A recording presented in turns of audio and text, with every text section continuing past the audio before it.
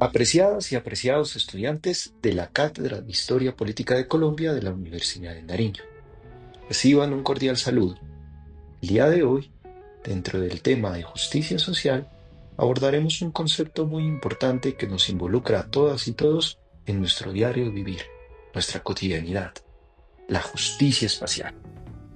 Anteriormente, abordamos la conceptualización y contextualización de la justicia desde una óptica jurídica, es decir, desde una perspectiva eminentemente normativa.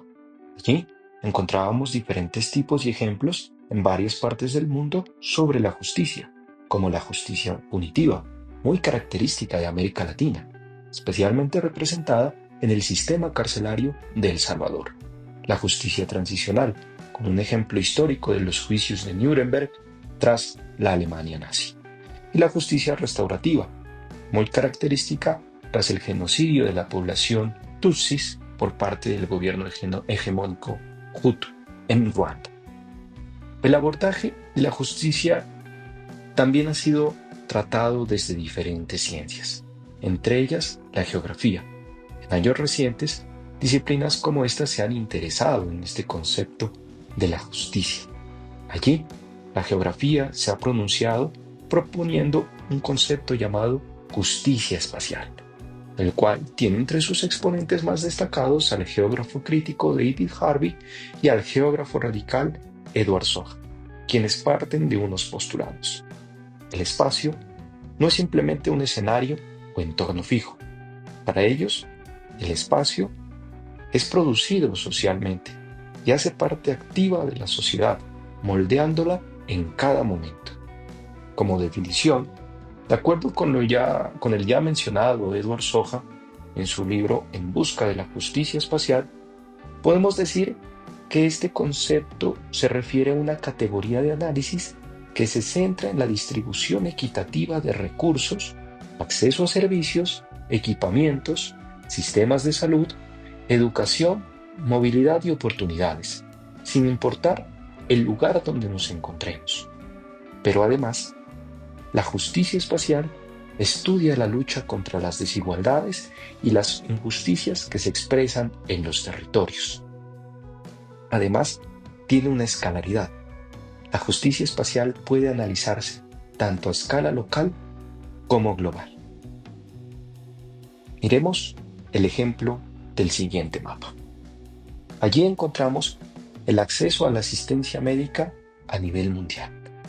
Podemos ver en el mapa que las áreas sombreadas de los países en color amarillo son los lugares donde una persona tarda menos tiempo en llegar hasta un centro de salud.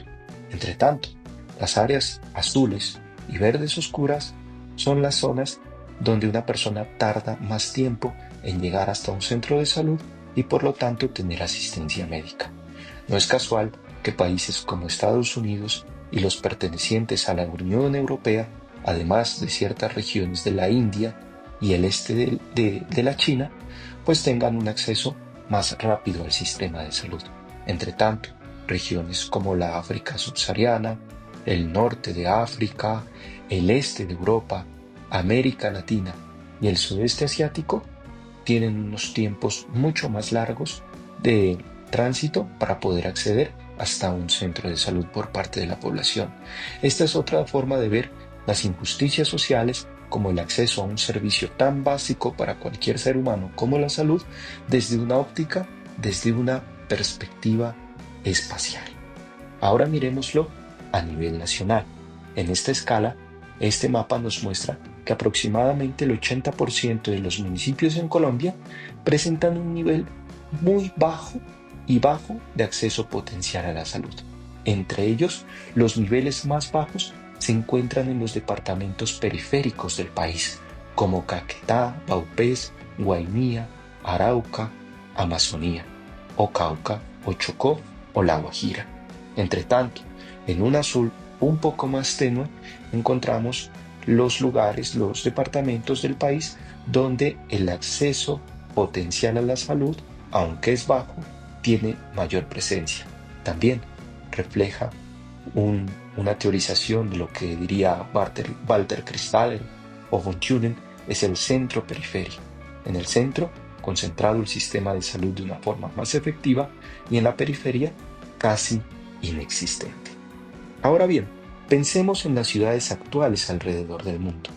Las ciudades en sí mismas son espacios diferenciados, son espacios desiguales, sectorizados, donde se percibe el contraste en el acceso a los servicios y los recursos. Pensémonos, por ejemplo, en los barrios de las ciudades. Muchos barrios no tienen las mismas condiciones a pesar de encontrarse en zonas urbanas. Por ejemplo, encontramos barrios donde no hay centros de salud, donde no hay escuelas, bibliotecas, parques o zonas recreativas. Tampoco existen vías y servicios básicos son escasos o inexistentes, como el acceso al agua potable, al alcantarillado o al alumbrado público. Esto empieza a hacer una diferencia entre espacios, resaltando unas injusticias espaciales. Pero la discusión se acentúa un poco más cuando vemos esto desde las zonas rurales. Basta con ver los corregimientos de nuestros municipios. ¿Cuántos de ellos tienen equipamientos como escuelas? ¿Tienen equipamientos como centros de salud? ¿Tienen acceso a los servicios básicos? Muy pocos de ellos, quizás. Veamos el caso de la cobertura de acueductos en Colombia para el año 2018. El análisis espacial también nos muestra cómo mientras las zonas urbanas, es decir, las coberturas de acueducto en los cascos urbanos de Colombia, en los diferentes departamentos, son muy altas, estimándose de cerca al 80 hasta el 100%, en contraste, en las zonas rurales es cercano al 0 y al 20%. Esta cobertura del servicio del acueducto en las zonas urbanas y rurales también nos muestra unos contrastes que reflejan injusticias espaciales, tanto en las políticas de planificación, sectorización pública del acceso a servicios, como también del acceso efectivo por parte de la población a los mismos. No son iguales y son claramente un ejemplo de las injusticias espaciales. Pensemos también ahora una característica importante de las injusticias espaciales, las cuales son las exclusiones sociales, propiciadas tanto por capitales privados como nuevamente por el Estado. Veamos en estas imágenes el ejemplo de Buenaventura, en el Valle del Cauca, Colombia, donde los contrastes espaciales son altamente marcados. Basta con capturar una imagen de la zona portuaria y su contraste paisajístico a pocos metros de esta. Además, otras formas de injusticia espacial las vemos en las sociedades del consumo, las ciudades neoliberales llamadas por David Harvey, quien sostiene que estas son un medio para reproducir la desigualdad. Un ejemplo de ellos es el auge de la construcción de centros comerciales que empiezan a reemplazar escenarios públicos como parques o plazas. No solamente es un reflejo de la privatización del espacio, sino también de la segregación, puesto que quien no puede comprar allí simplemente no puede estar o va a ser mal visto. Esto es un tema muy abordado desde el urbanismo, desde la planificación, incluso desde la arquitectura, quienes nos aportan cómo existen en las ciudades espacios de segregación, pero también cómo el espacio público se ha ido perdiendo en un ejercicio de injusticia espacial. Además, el ejemplo de los centros comerciales nos lleva a entender otra forma de materialización de la injusticia espacial, como lo es la gentrificación, puesto que los lugares donde se construyen centros comerciales, avenidas, complejos deportivos, vías exclusivas, tiendas exclusivas también, revalorizan económicamente el espacio, incrementando el costo de vida para las personas que allí viven, con el fin de que éstas, al no tener la disposición económica para acceder a este espacio, terminen siendo desplazadas. Es decir, el espacio no es estático. El espacio a través del tiempo y a través de intervenciones estatales y privadas se revaloriza, generando un detrimento de la población que no tiene el capital económico para poder vivir allí. Otros ejemplos de injusticias espaciales son los desplazamientos de la población en territorios históricamente ocupados. Basta con ver las luchas de los pueblos indígenas.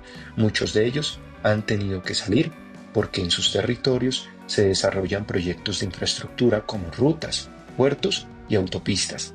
que, contrario a favorecerlos, terminan desplazándolos. Otro ejemplo de la injusticia espacial es la criminalización y estigmatización de los lugares. Esto se ve agudizado por las redes sociales. Hoy en día es muy normal en nuestro lenguaje, en el argot popular, decir X o Y persona viene de un barrio peligroso. Ese barrio es peligroso, no hay que transitarlo, sin siquiera darnos la oportunidad de conocer estos espacios. Otra forma de injusticia espacial son las nuevas toponimias o los cambios de los nombres de los lugares.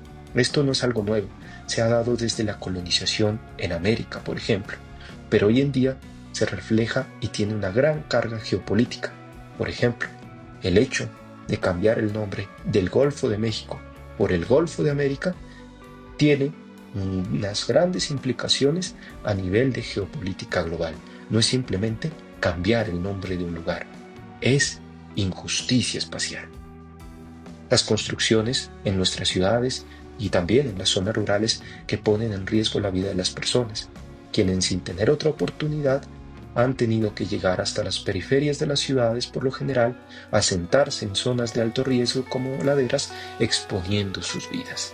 Y también, por parte del Estado, el establecimiento de zonas de tolerancia y cárceles hacia sectores determinados. Un caso muy particular se está presentando en el municipio de Pasto, donde la administración municipal viene insistiendo en el traslado y construcción de las cárceles hacia los corregimientos que bordean la ciudad. Por lo tanto, genera problemáticas sociales en estos lugares, los excluye, los estigmatiza, pero también es el fiel reflejo de una injusticia espacial, pues no se está pensando en una reubicación hacia sectores de la ciudad, sino hacia los lugares rurales alrededor de esta. En medio de las injusticias sociales, materializadas en el espacio que cambia, en el espacio que muta, en el espacio que se transforma, también surgen espacios de resistencia, espacios de cooperación, espacios de lucha, que buscan una igualdad y justicia social, pero también espacial. Este es quizás el fin de la justicia espacial, exponer que el espacio no es un mero crisol vacío, donde las desigualdades sociales ocurren. Por el contrario, es el configurador de la vida social para conocer por qué en determinados lugares se presentan mayores desigualdades que en otros. Ahora es su turno. Compártanos un ejemplo de injusticia espacial desde su cotidianidad. ¿En qué lugares la perciben? ¿Los lugares que transitan día a día? ¿En los lugares donde ustedes nacieron y se criaron? ¿En los lugares donde han pasado la mayor parte de su vida? ¿Había servicios básicos o los hay? ¿Había igualdad de oportunidades? ¿Había un centro de salud? ¿Había un hospital? ¿Una escuela? ¿Servicios básicos como el acueducto, el alcantarillado o la iluminación pública? ¿O por el contrario, no lo existían y quizás estábamos, sin saberlo, ante injusticias espaciales? Muchísimas gracias.